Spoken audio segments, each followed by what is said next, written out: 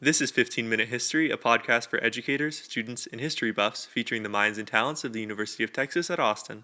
15-Minute History is a partnership between Not Even Past and Hemisphere of the College of Liberal Arts at University of Texas at Austin.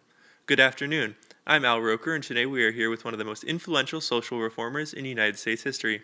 This is Jacob Riis. How are you? Hi, I'm good. How are you? Good. Before we get into your life's work, what can you tell me about your life before America? Well, I was born in Riis, Denmark in 1849 and was one of 15 children.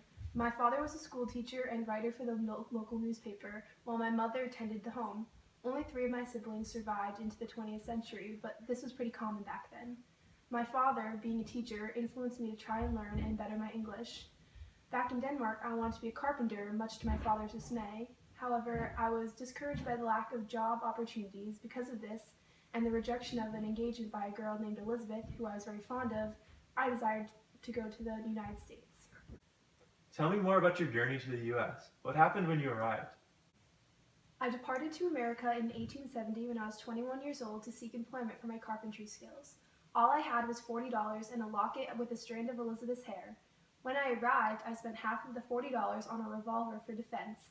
I was forced to live in the Lower East Side of New York City with a large number of immigrants.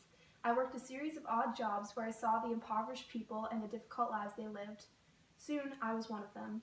I begged and pawned all my belongings for food. Eventually, I was able to get a job as a police reporter and was assigned to New York City's Lower East Side. I saved up some of my money and bought a newspaper company to continue my reporting. I began to target certain politicians who had previously been my employers by writing articles which exposed their true intentions. I hoped to change the living conditions of tenants in New York City. After, I sold the company for 5 times the amount I bought it for and moved back to Denmark to marry Elizabeth. How would you describe the living conditions of the impoverished in New York City? Terrible. The conditions were horrendous. In some tenements, the infant death rate was as high as 1 death for every 10 children. Seeing this really upset me because back home in Denmark, I had 12 siblings that died before they even made it to adulthood. So, in an attempt to raise awareness, I took up photography.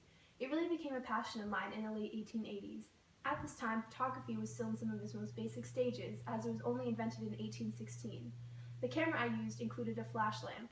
The photos I took went hand in hand with my lectures and eventually were collected into one of my many books.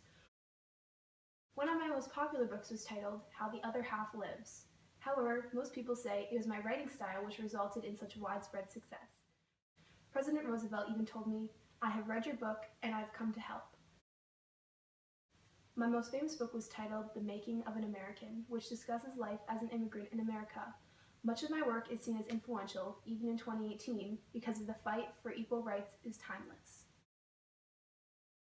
Here is one of my most famous images, 3 children sleeping on Mulberry Street around 1890.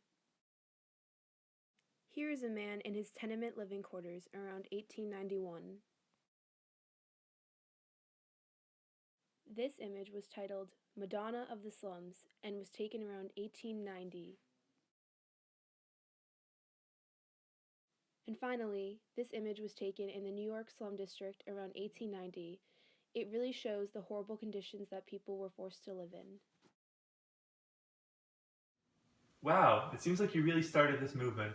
Your book was seen as a call to action for lawmakers to change the tenement system in many major cities across the country. Overall, it seems like your writing is similar to the muckraking journal in the 1900s. What do you have to say about this? That connection is pretty accurate for the most part. Muckraking journalism was a style that developed after 1900 and lasted until about World War I. This type of writing was focused on reform of the political and economic corruption that took place at this time. This includes big businesses such as steel and the influence that money had in politics at the time. Teddy Roosevelt spoke of these big businesses and corrupt politicians as being able to look no way but downward. This also connects to the journalism seen in 2018, in which many news sources focus on the influence of money in politics. I wonder who it could be! Hey Hayden! Oh, hey Charlotte, how are you? Good, how are you? I got this new Wii game. You want to play? It's called Jacob Riis, the game. Oh, like Riis Sports? Yeah.